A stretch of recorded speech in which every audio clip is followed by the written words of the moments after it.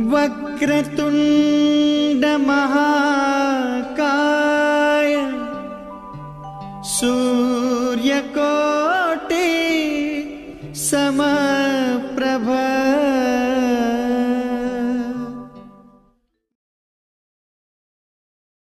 नमस्कार, मैं फिर से आपका बहुत बहुत स्वागत करता हूँ अपने चैनल पे। और फिर आपके सम्मुख प्रस्तुत हूँ मैं कर्क राशि के दूसरे पार्ट में।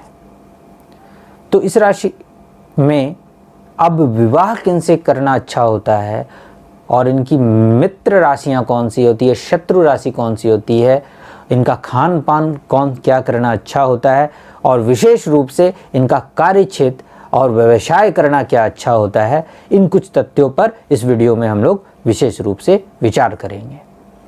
तो सबसे पहले इनकी मित्र राशियां जो होती है वो मित्र राशियां हैं वृश्चिक एवं मीन राशि।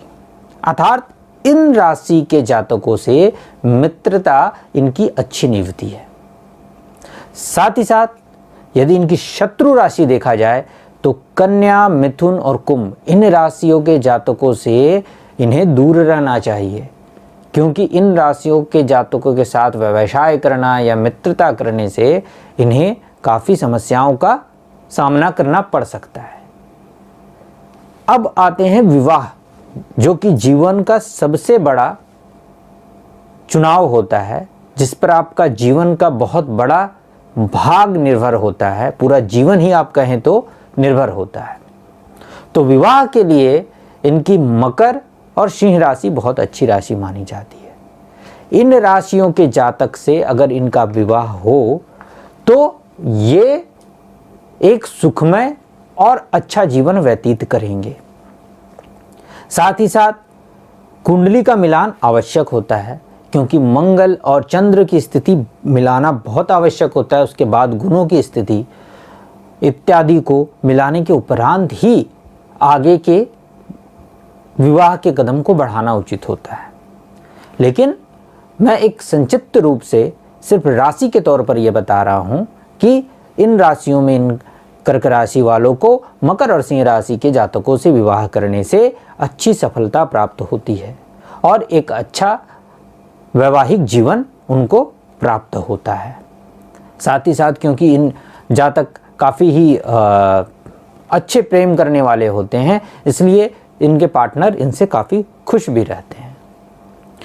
अब आते हैं कि ये तो हो गई विवाह से रिलेटेड, लेकिन विवाह के साथ जीवन को अच्छे से व्यतीत करने के लिए कार्य क्षेत्र का भी अच्छा होना बहुत जरूरी है।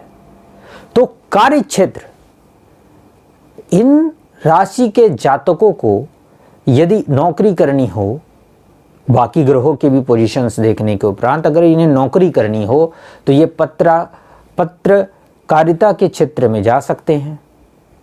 साथ ही साथ ये ऐसे किसी गहन शोध वाले सेक्टर में भी जा सकते हैं जहां पे विशेष रूप से शोध का कार्य होता हो, क्योंकि अगर इनकी चंद्र की स्थिति अच्छी हो तो ये बहुत ही अच्छे चिंतक होते हैं और अच्छे चिंतन में ये बड़ी बड़ी खोज भी कर डालते हैं। ऐसा भी इन राशियों में देखा गया है। साथ ही साथ मेडिकल के क्षेत्र में, क्योंकि मेडिकल भी एक गहन शोध का ही विषय है, इसलिए उस क्षेत्र में भी जाना इन राशियों की जातकों के लिए बहुत अच्छा होता है। अब यदि व्यवसाय में जाना चाहें तो व्यवसाय के लिए इन्हें जल से संबंधित और दूध से संबंधित व्यवसाय करना उचित होता है। हालांकि चंद्र की स्थिति मजबूत होनी चाहिए, लेकिन नॉर्मली ऐसा करना इनके लिए बहुत उचित होता है। अगर आप जल से संबंधित व्यवसाय कर रहे हैं तो आप विभिन्न व्यवसाय कर सकते हैं। पैकेज ड्रिंकिंग वाटर के व्यवसाय कर सकते हैं, पंपिंग का व्यवसाय कर सकते हैं, और भी भिन्न भिन्न तरह के व्यवसाय जो है वो इनसे किया जा सकता है।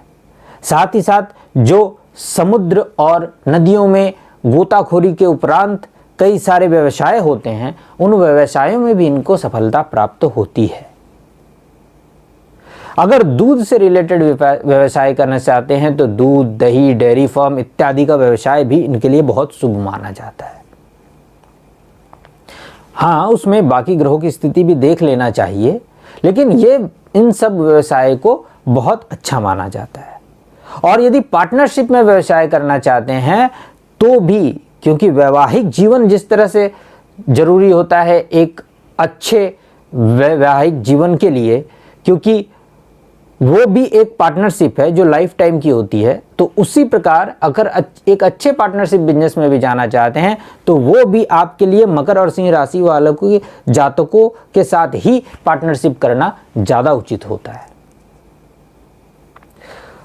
तो ये आप लोगों के लिए व्यवसाय से संबंधित गुण हैं और इन क्षेत्रों में जाना आपके लिए बहुत लाभप्रद होगा। गुण हैं तो वो ये हैं कि जैसे इन्हें सौंदर्य में इनका जो कपड़ों का चयन होता है वो काफ़ी सिंपल होता है, अर्थात ये बहुत अत्यधिक आधुनिक कपड़े पहनना पसंद नहीं करते। इन्हें ऐसे कपड़े पसंद आते हैं जो पूरे ढके हुए हों, पूरे शरीर का अच्छे से ढका हुआ हो, उनका कलर काफ़ी चटक मटक ना हो, अर्थात काफ़ी सिंपल और सोवर कलर के कपड़े इनको पसंद आते हैं। ऐसा भी कई बार देखा जाता है कि वो जो आजकल के ट्रेंड के कपड़े हैं उससे हटके ये कपड़े पहनना पसंद करते हैं, अर्थात इनकी सुंदरता जो होती है ये इनके जो शालीनता और सभ्यता पूर्वक पहने हुए कपड़े में ही उभर के आती है। ये इनको पहनना पसंद होता है। इनका फैशन भी जो होता है वो काफ़ी शालीन और सौम्य होता है, अर्थात बहुत अधिक श्रृंगार करना, बहुत अधिक गहनों का पहनना ऐसा पसंद नहीं आता है। ज़्यादातर इन्हें चांदी के जो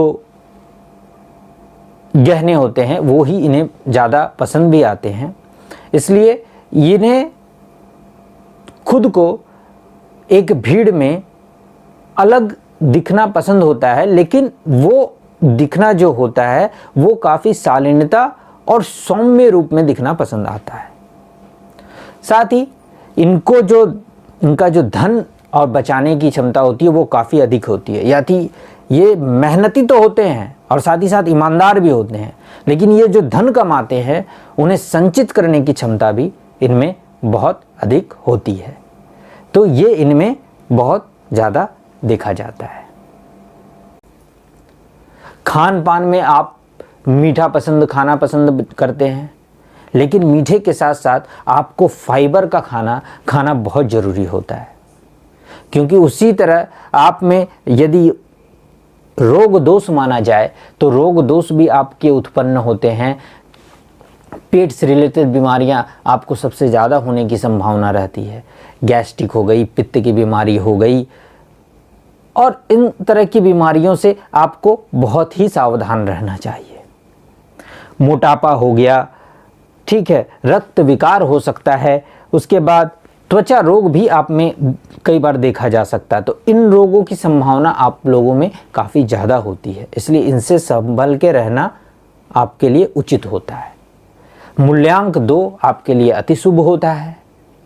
मूल्यांक 2 के साथ साथ यदि बृहस्पति की अच्छी स्थिति है आपके कुंडली में तो मूल्यांक 3 भी आपके लिए काफ़ी अच्छा होता है, क्योंकि यदि चंद्र और बृहस्पति की एक साथ युति हो जाए या उनकी किसी भी तरह से संबंध हो जाए तो गजकेसरी योग का भी प्रभाव आपके जीवन को बहुत फल देता है, शुभ फल देता है। अब मैं विशेष रूप से तो कुंडली की विवेचना करने के उपरांत ही किसी को ये बताना संभव होता है कि उसके लिए क्या सटीक उपाय है या क्या करना उसके लिए सबसे ज़्यादा उचित होता है, लेकिन मैं कॉमन रूप से कर्क राशि के लिए 1-2 जो उपाय नहीं बल्कि पूजन बता दे रहा हूँ, क्योंकि पूजन करना हर तरह से लाभप्रद होता है। क्योंकि आपके ग्रह जो है चंद्र, और चंद्र को शिव जी ने अपने मुकुट में धारण कर रखा है, इसलिए शिव उपासना आपके लिए बहुत लाभप्रद होती है। सोमवार का दिन आपके लिए अच्छा होता है, इसीलिए सोमवार के दिन जितना ज़्यादा से ज़्यादा आप शिव उपासना कर सकें, यथाशक्ति यथासंभव शिवलिंग में जाकर कच्चे दूध को अर्पण करें, शुद्ध जल को अर्पण करें इत्यादि। केसर युक्त दूध को या केसर युक्त जल का अर्पण करना आपके लिए बहुत उचित होगा। जो सावन और पावन मास आता है उस पूरे पावन मास को वास्तविक रूप से पालन करना और शिव जी की पूजा कराना आपके लिए बहुत अच्छा होगा। रुद्राभिषेक आपके लिए बहुत ही लाभप्रद होगा। साथ ही साथ सोमवार का व्रत करना बहुत अच्छा होगा। उसी साथ साथ क्योंकि ये बृहस्पति की भी उच्च राशि है और चंद्र आपके राशि के स्वामी हैं, इसलिए दोनों एकादशियों का व्रत और पूर्णिमा का व्रत भी आपके लिए बहुत लाभप्रद होगा। और लक्ष्मी नारायण भगवान की पूजा और उनके शरण में जाना भी आपके लिए बहुत लाभप्रद होगा। तो ये कुछ पूजन है जो करने से आपको जीवन में काफ़ी सफलता और लाभ होगा। तो वृश्चिक राशि से रिलेटेड बस इतनी ही बातें थी। क्षमा कीजिएगा, वृश्चिक नहीं कर्क राशि से बातें मैंने आपसे कुछ साझा की है। और यदि आपके कोई प्रश्न या कोई कमेंट हो तो कमेंट बॉक्स में ज़रूर डालें। तब तक के लिए इस वीडियो में बस इतना ही। नमस्कार।